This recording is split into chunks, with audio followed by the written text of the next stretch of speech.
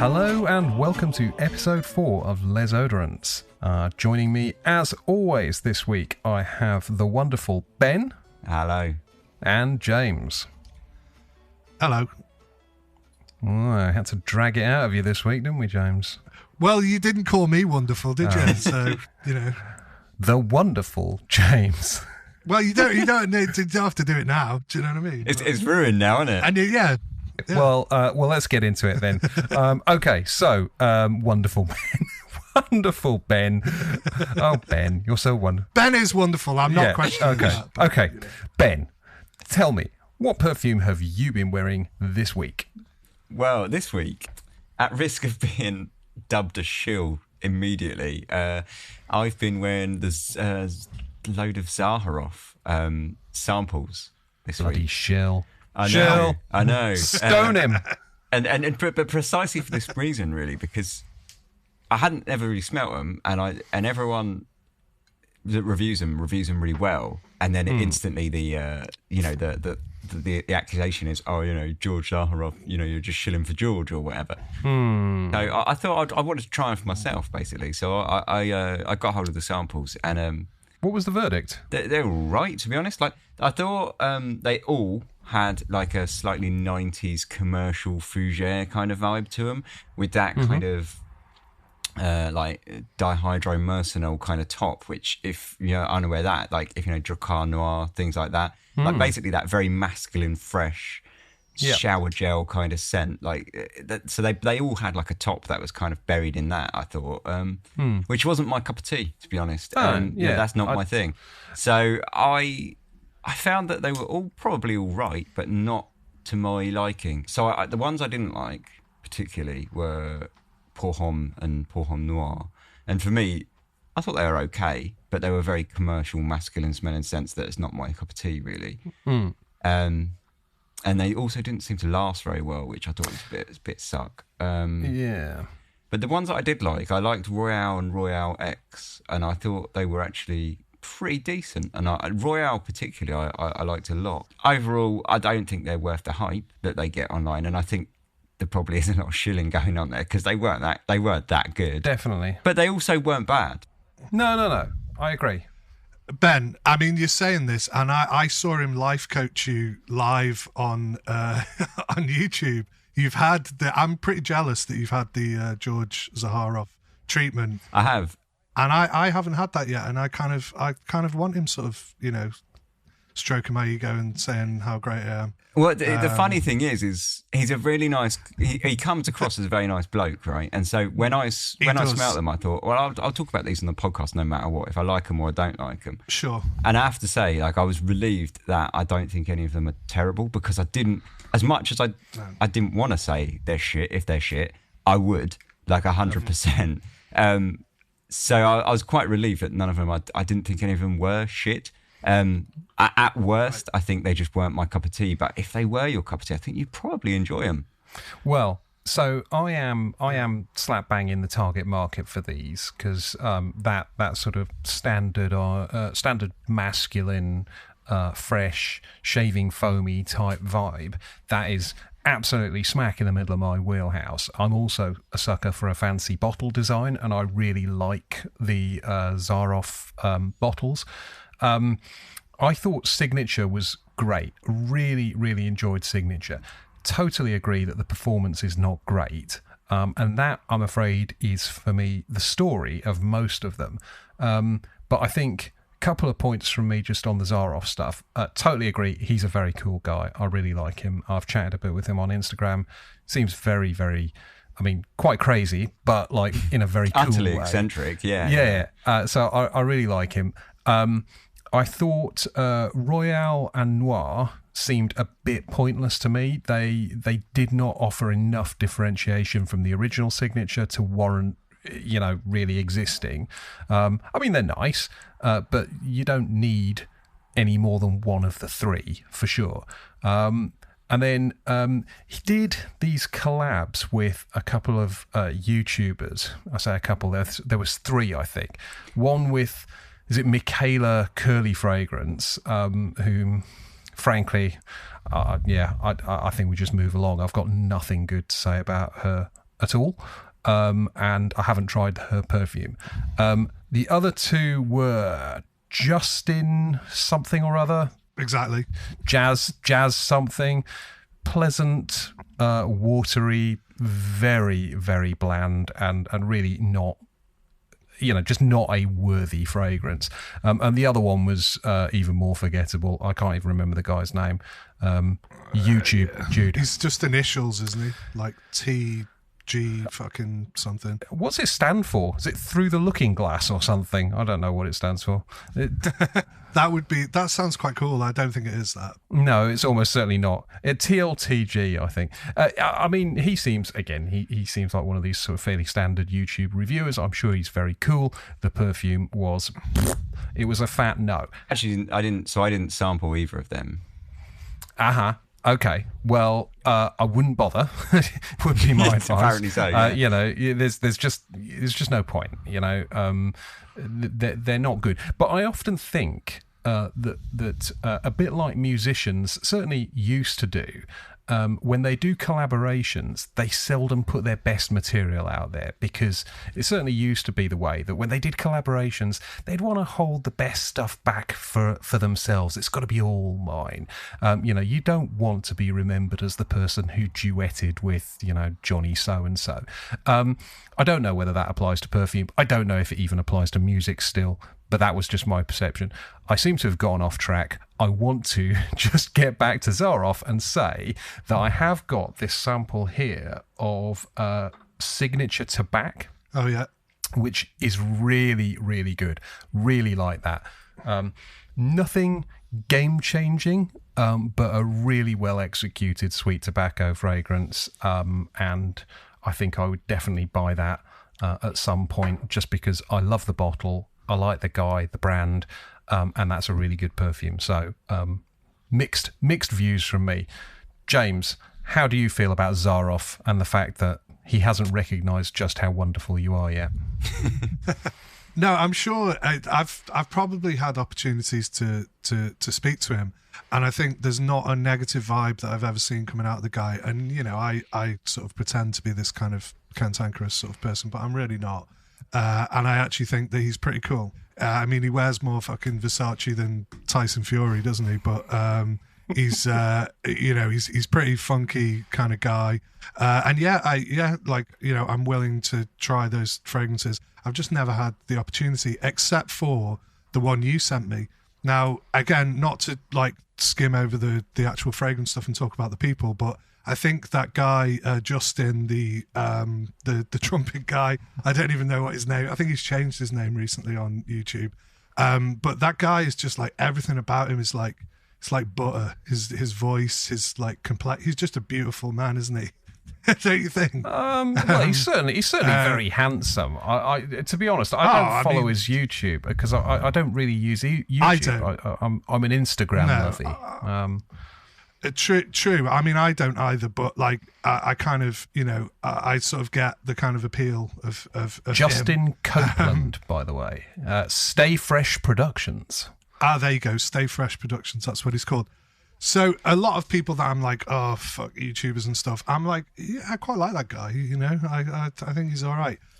So I'm glad that was the only one that you sent me to try. But it was rubbish. No, it was. It was not great. I didn't like it at all. It was just dull as dishwater. And I was like, what a shame, because, it's supposed to be this kind of jazz. Jazz is supposed to be well, I don't know if I think he does play jazz, doesn't he? But it's supposed to be this kind of improvised, cool sort of thing. And it might be exciting and stuff, but it just wasn't, was it? I thought it smelled pleasant. It just was so thin. So thin and watery on me that, it may as well not have existed, which is a real shame. The other thing is, I do recall, everybody I've spoken to said that, it's really very, very thin and doesn't last. But I do recall seeing him commenting about how it's absolutely huge and beastly on him, which just I can't really believe that. I'm not saying he's a liar. Yeah. I just don't believe it. So, but anyway, right. Let's not go backwards, because I think we've broadly said good things about George and his fragrances. So sorry, Ben, did you just wear those Zaharoffs like all week? To be honest, I didn't wear a lot more than that because I was saying to Dan, I wore a lot of this week, which is absolute fucking trash. What is this for the people who don't have the ability? Are we actually going to do this on the podcast? Yeah, why not? Yeah. For the people who can't see your smiling face holding up whatever it is, tell us about it. So this is a Milton Lloyd America Sport. Who? Milton Lloyd, established 1975. Wow. And this cost me a grand total of £5.35 delivered to my house. How much was the postage then? Sort of £4.85 of that. Probably. So this is basically a 50p. Yeah, so about a penny per mil, because it is only 50 mil, so it's about a penny per mil. And it's a clone of the Cosmere era Ralph Lauren Polo Sport. And it's to give it like its credit, it's incredibly tenacious and very strong, which is the problem obviously everyone has with the reformulation of the luxury fragrance version of Polo Sport, is that it's piss weak. So it is incredibly strong. The problem it has is you don't want it to be incredibly strong because it smells like cat's piss. It is awful. It's so cheap. But that said, it nails Polo Sport, just a very cheap version of Polo Sport, but it instantly brings to mind Polo Sport, which means it kind of achieves what it's setting out to do. It just does it in a very cheap way.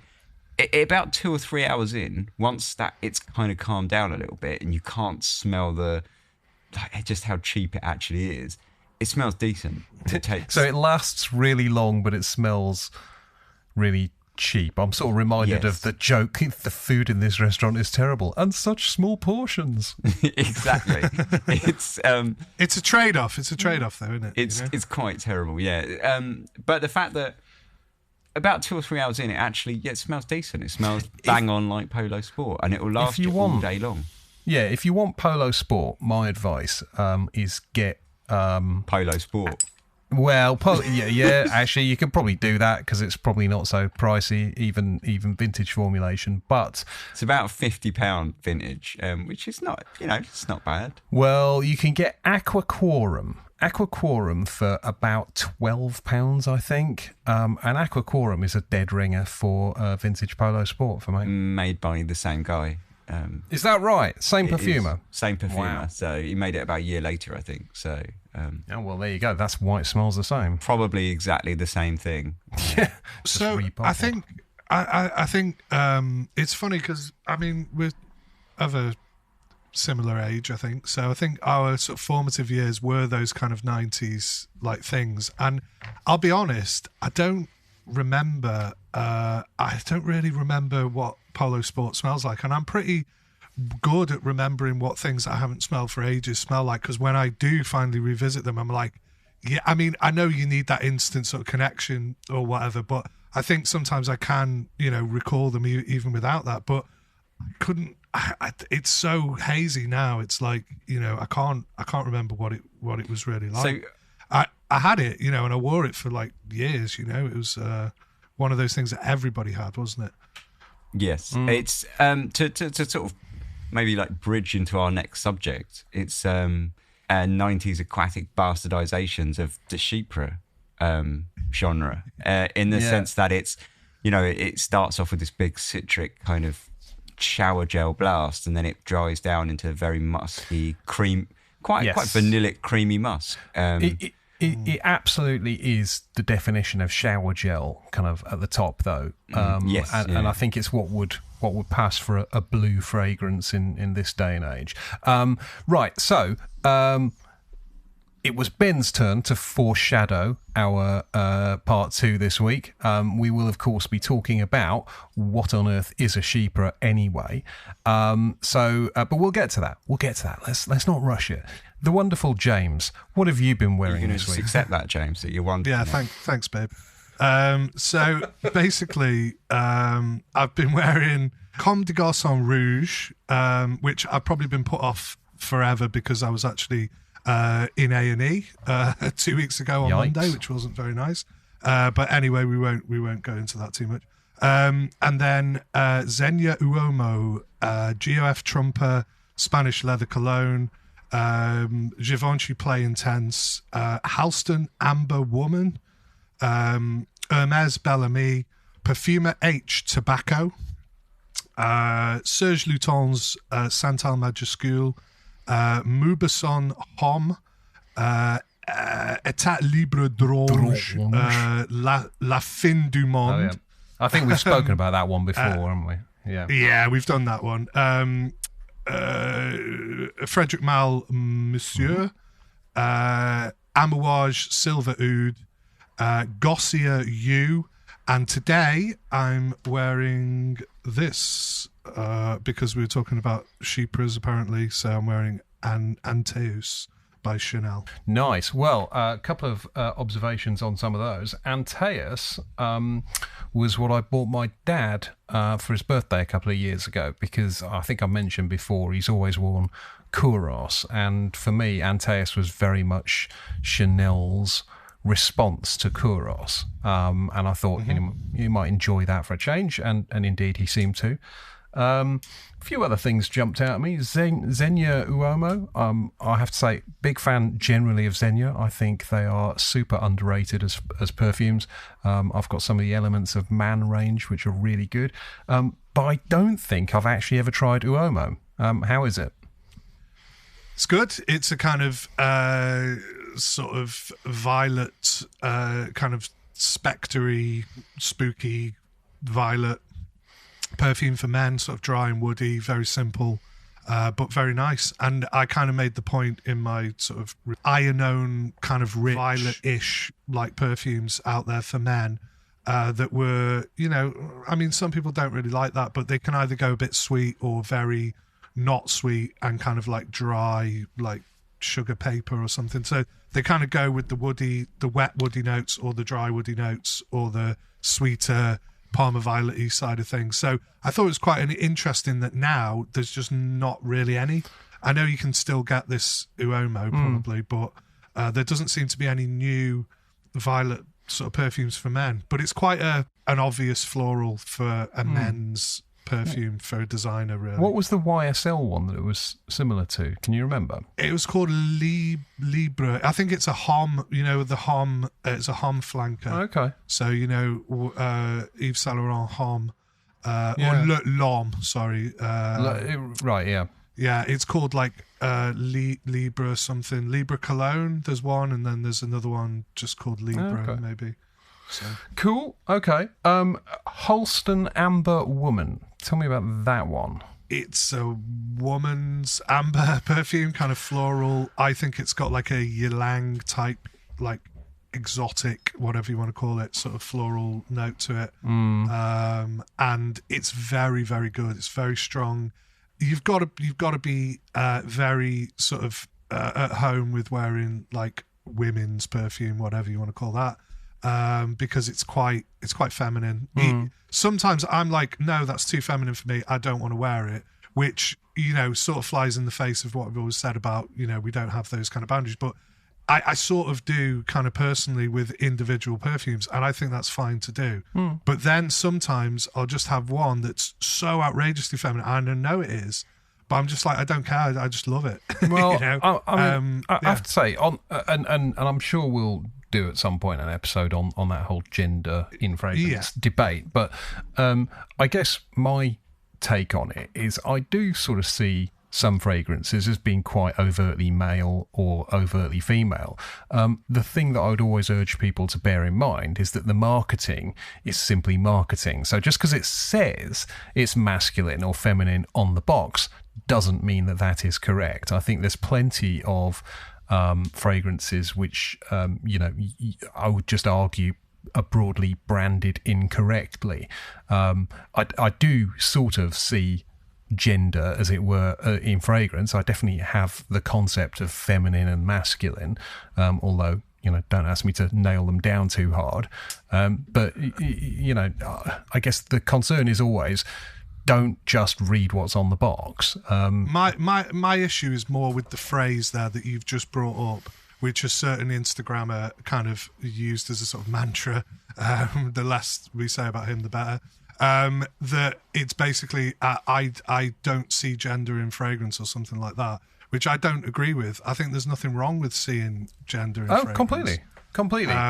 But it's how you sort of react to that and go, like, sometimes I want to be I want to smell like, you know, a sort of power suited woman from the 80s with massive shoulder pads. Do you know what I mean? That is how I like to think of you, James. Right, okay, well, I've very much enjoyed listening to both of your lists. I will just throw a few out there that I've been wearing. I got sent for review the new Al Haramain Musk series. And so I've worn all 4 of those. I saw your picture of those. Yeah, they're nice, pretty colourful bottles. One of them I really liked, which I think actually, I don't know whether it's branded masculine or feminine. If I was in charge of branding, I would probably brand it feminine because it's very soft, powdery, or like a sort of talky sort of musk. You know, that sort of very clean, just had bath powder kind of thing going on. I would probably brand it as feminine, but by the same token, I actually really like it. And then there was a couple which were a bit, and then one which was quite sort of solid, sort of ambery musk, which I actually really enjoyed. And they're quite good value, I'd say, as well. You know, they're not silly. They're not amazing. None of them are amazing, but they're certainly not bad. I was also sent a bottle of fur patchouli, which is a Bertrand Duchefort for a house called Maison Ribacci. Now, Maison Ribacci sounds somewhat improbable to me. However, completely improbable. My expectations were quite low, but actually it's bloody great. I really like it, and it's sort of it's quite middle of the road patchouli. It's not kind of damp and chewy. It's not dry and, you know, parchmenty. It's smack down the middle, and it sort of reminded me a little bit of Yves Saint Laurent Tuxedo, which I really like, and also whisper it quietly, but Balenciaga Pour Homme, which is, you know, that is serious status perfume, that one. Praise indeed. Yeah, I mean, it doesn't smell like it. It's not a clone or anything, but it does evoke a very similar sort of sense to me. And I think it's really good. I don't know whether Duchefort did Balenciaga Pour Homme. I have no idea who composed it. I absolutely love Balenciaga Pour Homme. It's like one of my sort of all-time grail fragrances. Gerard Anthony. There you go. Oh, okay. It's not even a name I know. But thank you for looking that up. But this Maison Ribacci Fur Patchouli is really... it's a strong one, I would say. Not strong sort of beast, but like strong as in just really good quality. I really enjoyed it. I've also seen some reviews that are less enthusiastic, so for balance, you know, don't just believe me. Probably check out some other reviews, and I do believe you. I'll send you a sample, see whether you still believe me. Just to sort of tie back to some of the things that I've been wearing, speaking about something evoking an old classic like a Balenciaga Pour Homme, the Perfumer H tobacco that I wore. Oh yeah, that I got a sample of was absolutely fantastic. I mean, Perfumer H is Lynn Harris, yeah. That's right. Yeah. I think I've mentioned her in previous weeks, but the tobacco one really does evoke. What I said, I think in my review was like, it's like you've discovered a kind of completely lesser known Italian brand, because they're usually Italian. Like, let's just make Sergio Barini. Let's just make something up, right? And you go, what the hell is this? Like, I've never heard of this. It's from the 80s. And you smell it and you go, oh my God, it's amazing. That's what it kind of, it sort of reminds me of. Right. This fantasy perfume that doesn't exist, but you know what I mean. There's loads of these kind of Italian ones that were Sergio Barini. I think I've got a suit by Sergio Barini. It doesn't fit, and the trousers are very shiny. If he made an 80s powerhouse, it'd probably be really good. Yeah. So it reminds me of that, and like it's kind of like for people who like vintage perfume, but want some intact top notes and some nice. It's not like hugely like powerful or anything, but it's just and it's nothing particularly like. I mean, it reminds me a little bit in category-wise. You put it in with Bellamy. You might put it in with like something like Caron Yataghan, perhaps. Just that kind of leathery, but not too much, sort of aromatic, but slightly leathery men's business. It's very, very nice. Now, of course, if you buy those Perfumer H's, you've got to get the hand-blown bottle, haven't you?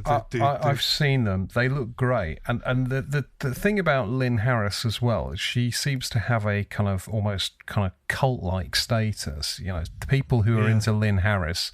So there's a guy called Dan, not me, Dan Roberts, who I think he posts on Instagram as Christ the Perfumer, which is an interesting name. But he is absolutely obsessed with Lynn Harris, and I think we'll just buy anything that she's had her hands in, regardless, because he just sort of loves her work, and there seems to be quite a few people who are like that about her. I've actually tried Precious Few, so I can't really comment, and I'm sort of reluctant to get into a rabbit hole like that, but worth checking out, I think, based on your recommendation there. Sure, but I'd like to say I'm kind of a bit reluctant because I wouldn't buy the normal bottle's about 200 quid. If you just get the normal, but why would you do that? If you're going to get that brand, this is where we're coming all the way back to to episode 1 and talking about things being worth whatever. That adds value for me to the point where I'd pay twice as much for that funky bottle because... just 2 more to throw at you of what I've been wearing this week, because there's kind of dozens going on behind the scenes, but the new Louboutin Loubi Luna, which is a quite outrageous looking... Yeah, no. Say that fast. No good. He of red soled shoe sort of fame, and this is a unisex one. It's got what appears to be a massive kind of rose gold owl on the cap. It's tacky as a motherfucker, but it actually it smells great. It is basically Santal 33 with a fig. I don't like Santal 33 particularly, because I find it a bit dreary.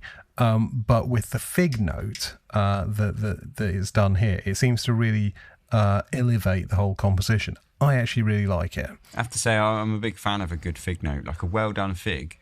I can jive with that all day.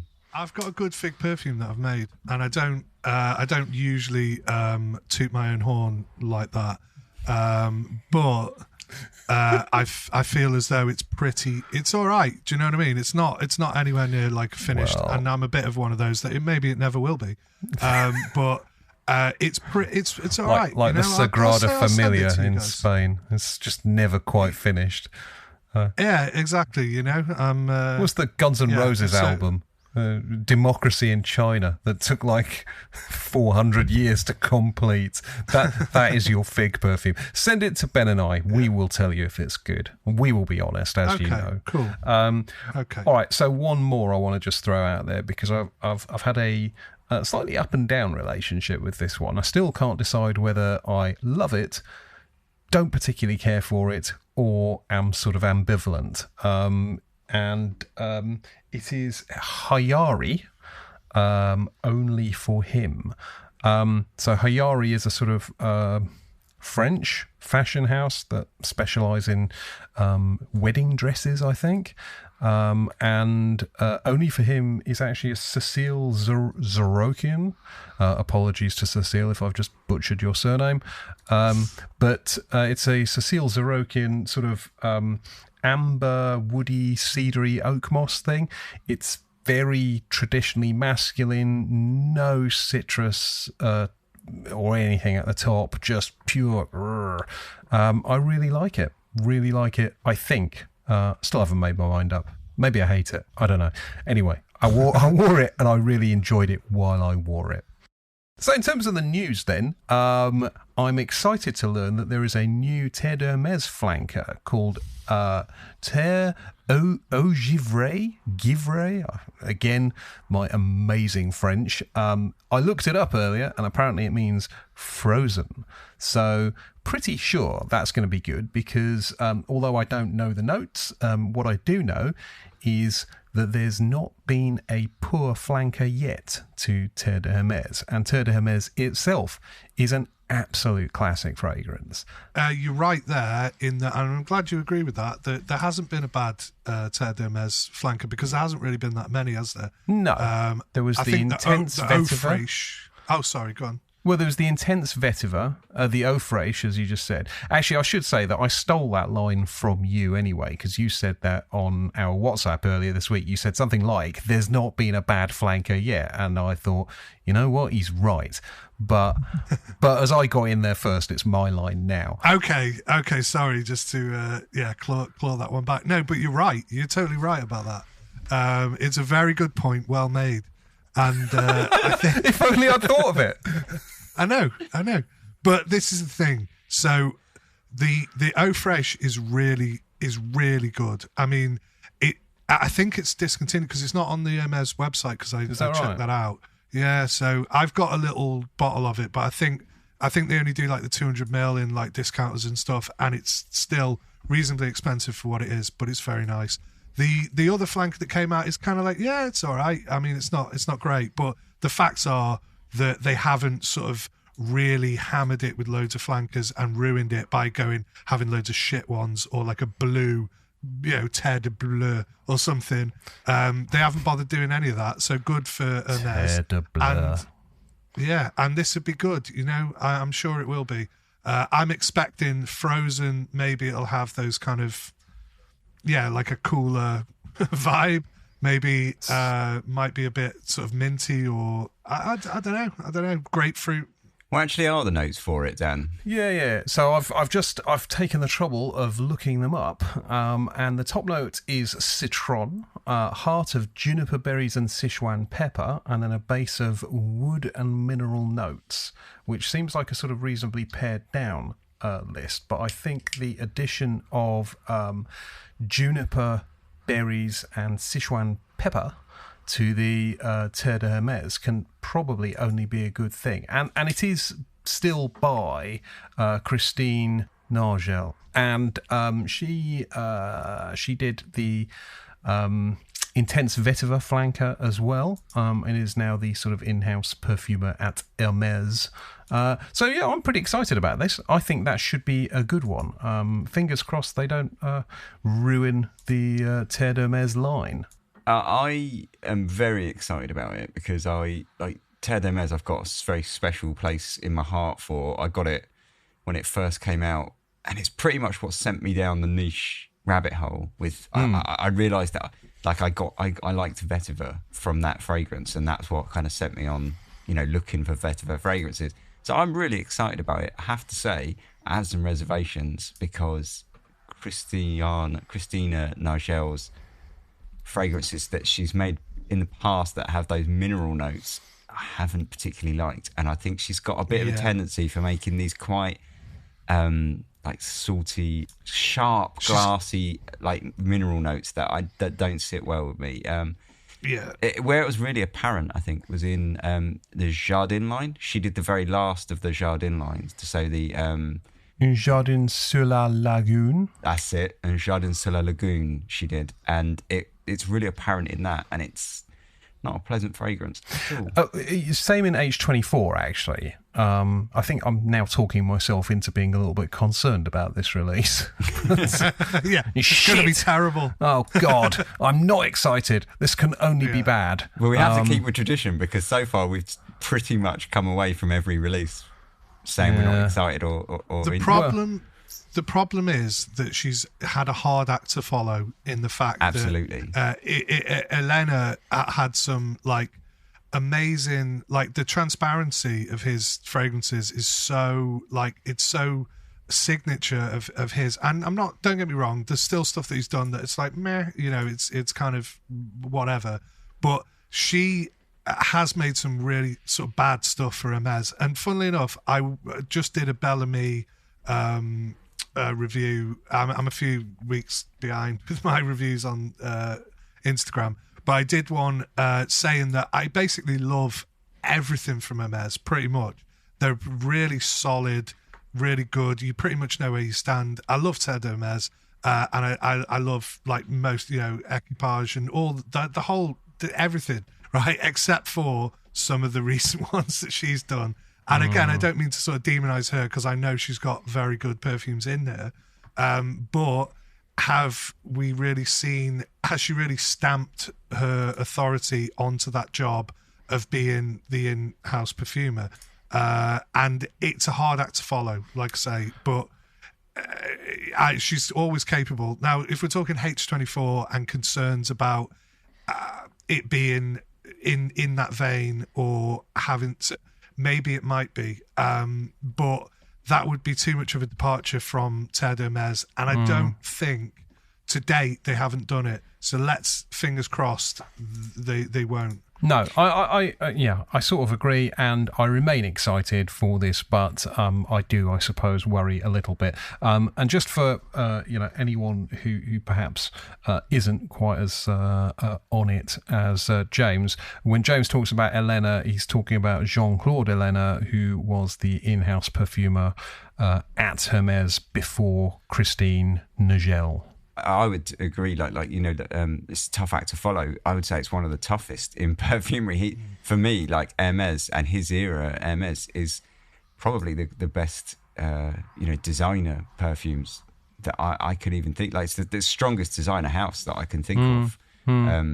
It's just hit after hit, every single one. Hit after hit, making MCs quit. We are going to have to. We're going to have to come back to that one. We are definitely going to have to come back to which is the best designer house, and who is the best steward of said house. And also, we can have a debate about the word house itself, which I know has been pissing James off this week. But anyway, right, none of that is for today. I think I'm going to wrap us up here, if that's okay, for part one. So thanks everyone for being with us. Stay with us for part two.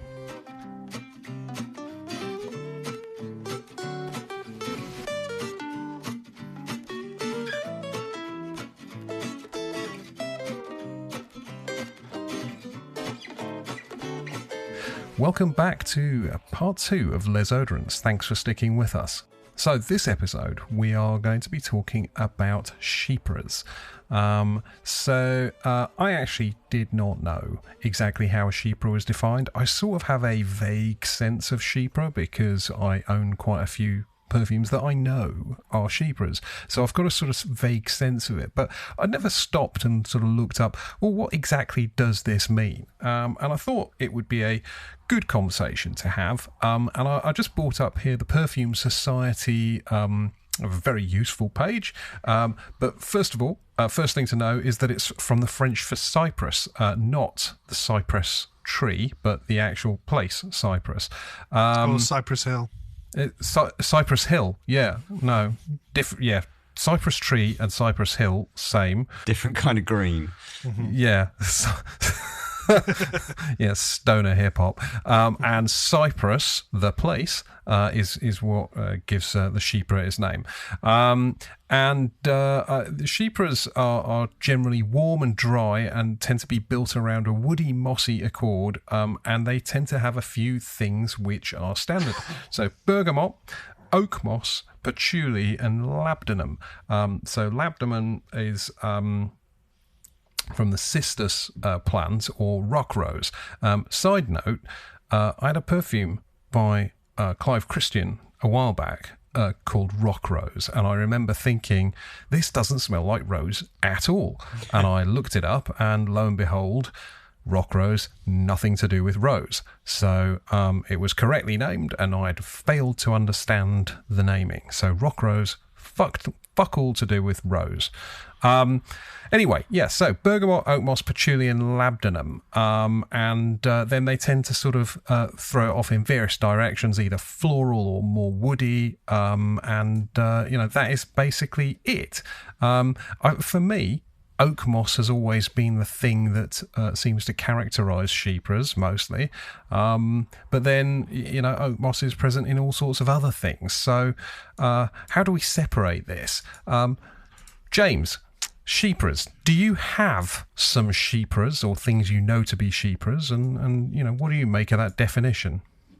Yes, I do. It's a very broad strokes. I mean, you can say anything about, any genre being sort of broad strokes these days. A Fougere is very much outside of what I would consider to be the classic Fougere, and even more so with a Chypre. I mean, the amount of things that get called Chypres. Now, my personal, on an absolutely, just to break it completely down, crystallize it, let's go, is that I think that if there's elements to a perfume that I like, it kind of makes it a Chypre. Now that sounds kind of ridiculous, but I do tend to like nicely fresh citrus top notes. I like a mossy element to any perfume. If it's too sweet, the moss kind of like tempers that. Mossy stuff in any perfume is nice. And then labdanum, which is probably my favorite material, talking about sisters plants. I love the smell of fresh labdanum in the summertime. Obviously only really around in the summertime in the UK, because it's native to the Mediterranean and places like that. So if you smell it on the breeze, it is stunning. I mean, I love labdanum, but I understand that it has its place in a perfume. If there's too much, or there's an animalic labdanum, or there's different kinds of labdanum that I don't necessarily like, but in a Chypre context, when it's used as almost like a catalyst or a central kind of note of the perfume, but it's not leaning on it in any way. It doesn't overtly smell like labdanum or resins or whatever, but it's a beautiful material that is utilized in loads of perfumes that I love. So that is what I kind of think, that if I like it and it ticks lots of boxes, which also happen to be Chypre elements, then I would say it's a Chypre. Now, do I own any Chypres? I would consider this, which is Abbey Rouge. This is the Eau de Toilette by Guerlain. I would consider that, although some people say, oh, it's a very rosy, whatever. Now, the whole thing about Chypre is that it's a construct. It's a starting off point. It's a jumping off point for your formula. It has to tick these boxes. It has to contain these things. But then the actual theme of it is either going to be, is it a woody Chypre? Is it a floral Chypre? Is it a rose Chypre? Is it a white floral Chypre? There's all different kinds. And that's where it's extremely broad to discuss it in those sort of terms. But I think if you think of it like that, it's a construct that other things are kind of based off, then that's the best way to sort of consider a Chypre. Now, I would say it probably has to have a floral element and maybe the patchouli and stuff like that. But again, patchouli brings a mossy element to fragrances, especially now, oak moss is restricted and whatever. But so anyway, classic Chypres. What do I think of classic Chypres? Now, also the labdanum element could be, it could come from woods or ambergris or patchouli, again, all having similar qualities to labdanum, or being complementary to labdanum. So just to say, basically, I think the original Chypre is Cotti's Chypre, right? Yeah. From like the 1920s or whatever. That was the one, because it was called Chypre. That was the first one that kind of evoked, right, let's make a fragrance about Cyprus, right? And I think subsequently, Mitsuko is probably the most well-known Chypre, I would say, from Guerlain, which is a kind of powdery sort of thing. Then I'd say there's lighter variations like Kalesh, which is, again, coming back to Hermes, which is a more powdery. I'd say those kind of apricot sort of notes as well, evocative of Chypre. So really, it's a hell of a broad church, as I say. It's actually a really interesting point you make about the breadth of it, because I think if people say something like barbershop Fougere or aromatic Fougere, I know within sort of a degree or two what this thing is likely to smell like, right? It sort of gives you, it's still a range, but I mean, it's a much narrower range than Chypre. I mean, you mentioned Mitsuko there. I looked up a couple of the fragrances that I've got. Another Guerlain Derby is a Chypre. And those two could not be more different, frankly, in my view.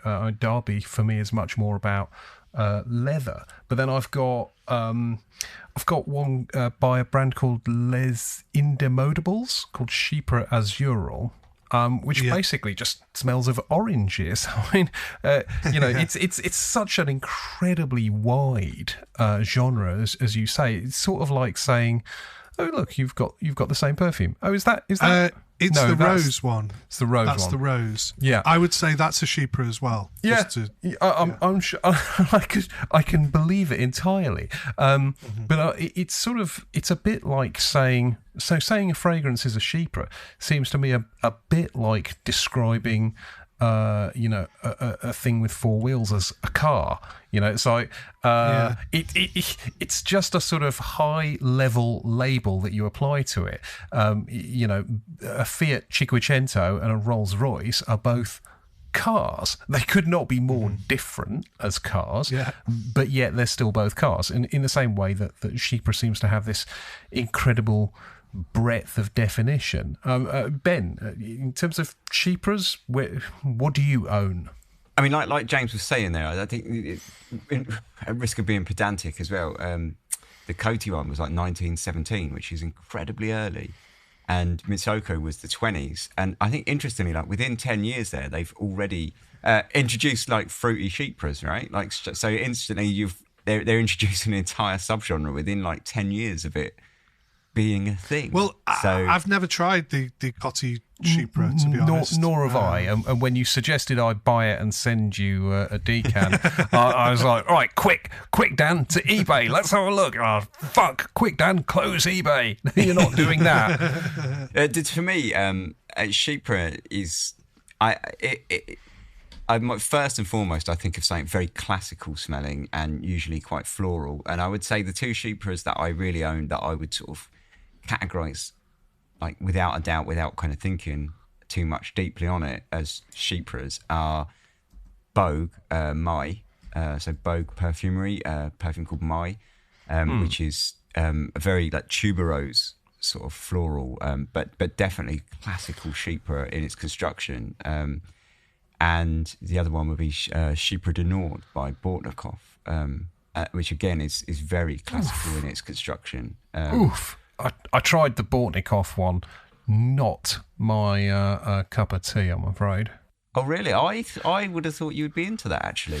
No, it didn't. It did not quite do it for me. If I'm honest, it was. Okay. I think as much as I sort of appreciate the Bortnikov kind of creativity, I have struggled with most of the Bortnikov offerings. I think I'm just a little bit too basic in my tastes for a lot of these things. It has a very like Uranus kind of pissy note that runs right through Uranus, like pretty strong vibe of that, which I like. What a great word, Uranus. Have you ever tried the other one though, Bogue Mai? No, I have not. I don't think I've tried one of the Bogues, but I think it was Mem, perhaps. Yes, that's another one. Is that the sort of more lavendery sort of thing? That's right. Yeah, they're both incredible perfumes. I mean, Mai is. I mean, I'm going to go against everything by saying that I sold my bottle of Mai recently, but it's amazing. It's amazing. I've sold it, and I appreciate it. Makes it sound like I didn't like it, but I loved it. I just never wore it because it was so classical. It was so it made you smell like a 1920s flapper. And I loved that about it, actually. That was what I enjoyed about it, but I just didn't really want to feel like a 1920s flapper that often. I think the only one that I have tried is Mai from Bogue. Oh no, tell a lie. I tried that Freddie Albrighton one that's not actually by Freddie Albrighton. Yes, the limited edition one. Yeah, so they're the only two that I've really tried. And Mai, I was very impressed with it in terms of, like, I knew that would be a perfume that you liked because it's animalic. certainly. But yeah, with that really big sort of floral element. And I think if you're looking for a real perfume lover's perfume, My is like, look no further. So yeah, surprised to hear that you've sold it. It's got Ben written all over it, really, hasn't it? I mean, I've not tried it, but as I say, the other one that I did try, and my understanding of the house is that it's very, very artisanal type stuff. And, when you look at my perfume collection, you'll sort of go, oh, yeah, no, this guy's definitely not going to like anything by Vogue.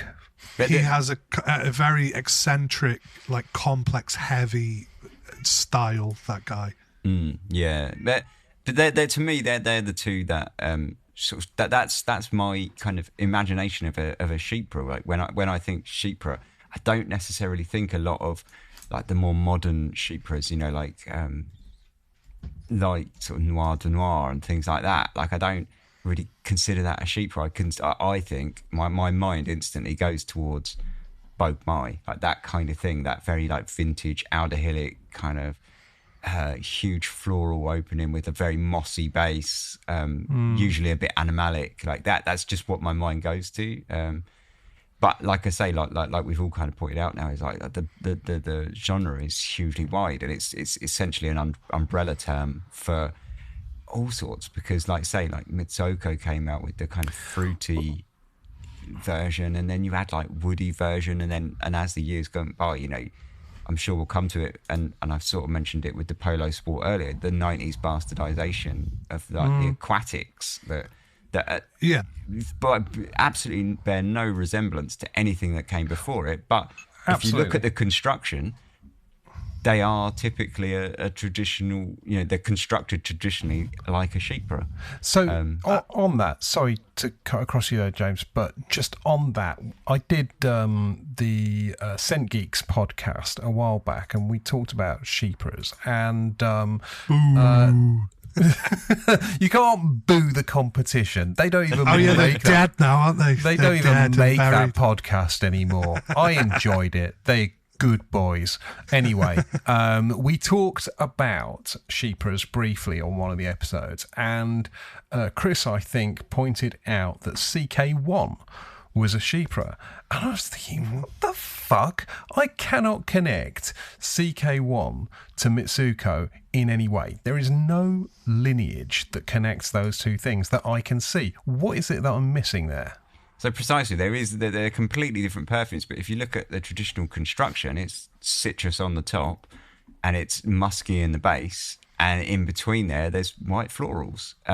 It's essentially, if you look at it at its very fundamental, foundational kind of construction, a Chypre, but it's absolutely nothing like it, is it? And that sort of goes to show how broad a church it really is, I guess. Well, I think all perfumes, certainly even things like CK1, which I've actually got here, in quite a funky bottle, actually. I know it's a podcast and no one can see, but you guys can see. Oh, no, that's nice. One of the limited edition CK ones. James, have you got massive hands, or is that a very small bottle, or both? Sorry to disappoint you, my hands are average. Average. So my missus tells me. Anyway, so yeah, basically, basically, this is also. I look at this for big fucking hands. Wow, what is that? That's like that is 1,000 ml. Yeah, that's a litre. So of Eau Sauvage. So James is currently showing us what I assume is a 5 ml vintage mini of Eau Sauvage. It's 10. I think it's 10 ml. Oh wow, maybe. Yeah, it's 10 ml. I think. Nice, something like that. Is Eau Sauvage a Chypre? Yes. Really? Absolutely. Absolutely. For God's sake, I don't understand this genre at all. What would you categorise it as, a Fougere? So Eau Sauvage, to me, yes, I would. I would say that is a citrusy Fougere. No. I mean, the one thing that a Fougere really should have... Lavender. Right, and this is where there's a bastardisation of the... Chypre is just a huge, broad genre that allows for loads of this. I would say Fougere is quite a restrictive one because... To me, if it doesn't have a hay-like coumarin is a prerequisite for a Fougere, right? So you have to have that creamy, like, even if you think of barbershop as being, let's say you think of it as being like Derby, right? That you would go, oh, that's okay, because Fougere was sort of broadened, and this is where all the genres sort of overlap and fuck and different like mutants come out. And the whole point is, this is the key question in this, and I hate to kind of hijack our general Chypre discussion, but do fragrance genres really matter, or do they inform you? Do they let you know? Like you're saying, oh, if I know it's a woody Chypre, I'm gonna. But you might go, no, this is not a Chypre, or this is, I think this is this. It's kind of useful in some sense, but also it kind of throws it all out the window and says, well, are these things really what they are? I mean, another one. This is actually a vintage bottle. God knows how old this is. This is probably from beauty the 90s. Issey Miyake pour homme. Yes, it's L'Eau d'Issey. Oh, L'Eau d'Issey. Sorry. Yeah, and I think also from just making perfume as well. If you look at the formulas that are knocking around for that people have done, GCMS, analyzed CK1 and things like L'Eau d'Issey, you would be very surprised how complex those formulas are, because they seem really simple, but they still have loads of those classic elements of mossy materials, of patchouli, vetiver, all those things. They're like a kind of basis. So they're very classic in some sense, even though, yes, there was the introduction of the cologne molecule, and there was, this kind of melonial and stuff like that, which, has this floral citrus, which all just boosts. Everything's really bright and citrusy and what have you. But that's, again, just a style. It's just a kind of stylistic direction that the Chypre went in during the 90s. So, I think that's super interesting. I know we're talking about Chypres, but, Fougere is a sort of, I've placed most of my chips on Fougere, as in, that is a style that I tend to favour. And I think you've just thrown it all out the bloody window for me, because actually for me, if I think about Fougere, I think of the primary constituents as being a citrus top with lavender. For me, lavender is essential in a Fougere, and then sandalwood somewhere. And those are the bits that I think of as being kind of essential ingredients for how I believed it was defined. Now, what you're telling me is I've probably got that definition wrong, which is annoying. Well, it's not. I mean, it's whatever you want it to be, right? And I understand the sandalwood thing, but it a woody base. But I think my whole thing is no warmth, no Fougere for me, right? So I would call things like maybe like Paco Rabanne, like the green one, the Poram or whatever it is. I would call that more of a men's aromatic. So men's aromatic covers a multitude of sins, because it's like, that is a really broad term as well. Because if it's got herbs in it, but like I say, there's no coumarin warmth in there. There's no hay, there's no tonka, there's no coumarin. So for me, something that has a classic coumarin feel is something like Invasion Barbare, or which I love. Any of those kind of, exactly. So any of those kind of similar. Rive Gauche, for example. Yep. Not a Fougere for me. What? Rive Gauche is... Okay, so in my enfeebled brain, Rive Gauche is definitely a Fougere. I'm not saying there's no coumarin in it, but I'm saying it doesn't have enough warmth to constitute being a Fougere for me personally. Okay. I don't want to ruin your whole worldview. I think it's great. You love Fougères. I love Fougere. Dan, what's a Fougere? I don't know. Well done. Well done. You've absolutely fucking...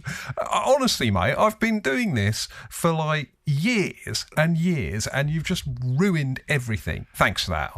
I'm sorry, dude. No, seriously, this is where perfumery is great, and everybody can have different opinions on it. And the fact is, if you want that to be the case, I don't want to spoil that for anybody.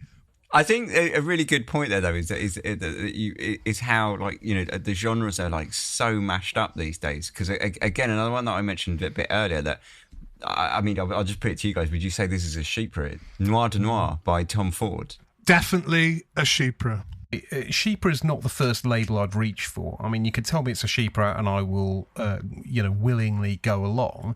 But for me, Noir de Noir, if I remember it rightly, is mostly a rose fragrance. Or am I thinking about something else entirely? And woody, spicy kind of thing, which is... It's a rose and patchouli, is it? Yes. Rose gives a kind of... The thing is, some people, and somebody said this the other day, loads of Chypres. I was on a chat, or I'd heard someone on a chat or something saying, because obviously, I'm obsessed with those, Dan.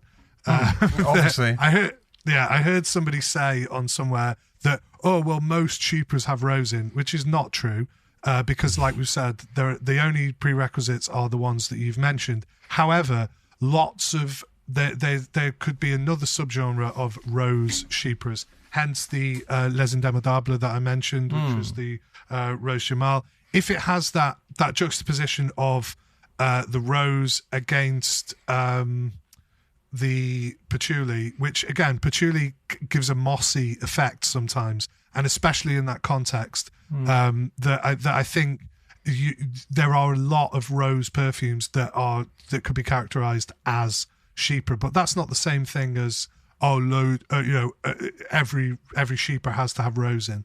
Do you know what I mean? I've just looked up the notes for Noir de Noir because I'm interested now, and I was right that there was patchouli and rose, which seems to be, two of the bigger notes. This is missing a citrus top, though, to make it meet the sort of definition of Chypre. The opening note is a saffron note. Yeah, according to what? Well, according to the definition, we must have rules. Without rules, we are just savages. So I'm just saying that just because something doesn't say it has citrus in it, doesn't mean there's not a citrus top note or something which gives the same effect as citrus. And that's also an interesting sort of again where it forks off again is there that key point where you just said if it gives the same effect. And so that again allows the genre to sort of further water down or expand if you want, depending on how you want to look at it. Because largely then that's where you get things like the kind of bastardizations that in their construction at their foundation. If you look at them from a conceptual perspective, they are Chypres, but by no definition, if you know what I mean. Exactly. Okay. So I want to sort of bring us gently into to land. So I'm going to ask you both what would be your favourite Chypre, and whilst you're thinking about that, I'll share what I would consider to be my favourite Chypre, and I know I will get absolutely pilloried for this because it's probably not my favourite perfume. It's probably not even my favourite perfume that meets some sort of dictionary definition of Chypre. But actually, my favourite Chypre is Chypre Extraordinaire by Roger Dove, which is basically a very swanky, modern, upmarket riff on Mitsuko. I also love Mitsuko, but these are what you would consider, I suppose, very classically oriented Chypres, and they meet my sort of middling narrow definition of Chypre with all the oak moss rather than some very broad thing which I guess we've talked about here. Well, funnily enough, my notes that I wrote actually start up with Roger Dove because I think he has a kind of fixation. He often talks about his mum's perfumes and how that was a kind of inspiration for him. And obviously, I think wearing Mitsuko, I think perhaps, and obviously, his background at Guerlain and stuff like that. But I think he has this fixation with Chypre, and that's why I like many of his perfumes. Now, I know his line has broadened and gone far away from that, but things like Diaghilev, most of his big sort of things. And again, from memory, I don't think that really smelled like Mitsuko. People go, it's a third rate. In fact, let's quote Luca Turin, shall we? He said it was hard. Let's not. Well, again, I'm only doing this because I've had a discussion this week about Luca Turin, and I often joke about him. People say to me, Luca Turin like this. Like if I slag something off, and I'll go, well, who are you going to believe? a guy who is, celebrated by thousands of people in the fragrance community who's got loads of experience, tried thousands of perfumes there, or are you going to believe Luca Turin? Do you know what I mean? Well done. Well done. Yeah, Yeah. So, Anyway. So you, Roger Dove. What, you're going for a Roger as one of your favourite Chypres? Are you going to go for Chypre Palatin? No, because I would say again, that sort of straddles the amber perfumes. I would say as well. Yes, it is a Chypre. It's got loads of the elements that make it a Chypre, and the intent was a Chypre. They called it Chypre, but no, I would actually probably go for Rockus Femme. Oh, okay.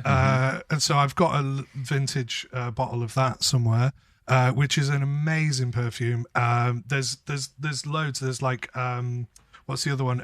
Cabochard Gris, which is another classic sort of Chypre. But I'd probably say Rockus Femme is my favourite. Just to shout out my scent of the day. Have I already mentioned this before? Yeah, we mentioned it at the top, but yeah. And Antaeus, which, funnily enough, again, I probably wouldn't have necessarily screamed from the rooftops that it's a Chypre, but I was talking to a Portuguese fella the other day, and he, was going, "This is like my favourite Chypre" or whatever, and I was like, okay, like, is that Chypre? I don't know. That's one of those where I'm kind of like, it is. Yeah, I don't even really understand Antaeus.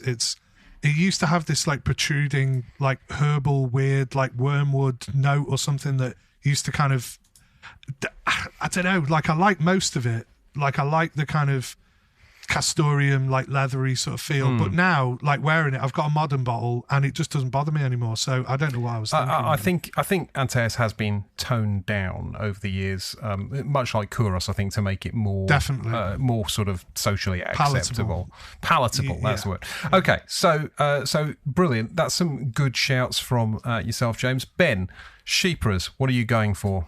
My favourite. So I'm going for a favourite. I'm going to say. Zoologist Hummingbird. Oh, really? That's my favourite, yeah. Which is a fruity floral at its heart, I suppose. But if you look at the construction again, it's like classically a Chypre. There's like, it opens up with like a bit of a kind of citrus and fruits. And then it gets very syrupy in the middle, but at the same time, very floral. And it has a wonderful kind of musky, mossy base. So, you could say that's a Chypre by its construction, and I really like it. It's really nice. It's very feminine. It sounds good. It's beautiful, very feminine, but it's absolutely gorgeous. Lovely honey and floral sort of in the mids. Well, honey is one of my danger notes. It's not a pissy honey, so it's very. It's much more sweet and sort of thick and resinous. And it's balanced quite well with, like, again, it's got a pear in the top, which is sort of quite a thin note in it. So it doesn't allow it to get too thick and heavy. So it remains quite a light perfume, despite having some quite dense notes in there. Okay. Well, honey is a peculiar note for me, and I think maybe we'll talk about some of the honey notes. Weirdly, Boss, the original Boss number 1, has a sort of very pronounced pissy honey note in it, and I actually really love that. So I'm not even consistent with the style of honey that I do and don't like, so what do I know? Okay, so it's been a fascinating discussion, during which I've learnt that everything I thought I knew about fragrances and aromatic fougères was in fact false. I've been living a lie. I've also discovered that Chypre is such a staggeringly wide definition that it almost serves no purpose, if I'm honest, because it seems like anything's a bloody Chypre. You strap a pair of wheels on it, it's a bicycle. This is just a ludicrously wide banding of perfumes that I don't think I've learnt much from. So on that bombshell, I should remind our regular listener, shout out to regular listener, that we have our own Instagram page, and there you can follow us, Les Oderants. You can follow each of our own Instagrams. You can even drop us an email and let us know what you'd like to hear about. We'd love to hear from you. We'd like to know that you exist, you are real people, and hopefully that you're enjoying the show. And just so people know, all the details of how to get in touch with us and follow us on socials are in the show notes. Get in touch with us. We'd love to hear from you. Thanks everyone for listening. I hope you can join us next time. Until then, get in touch with us at our Instagram page if you like. But we'll speak to you soon. Bye. Bye. Cheers.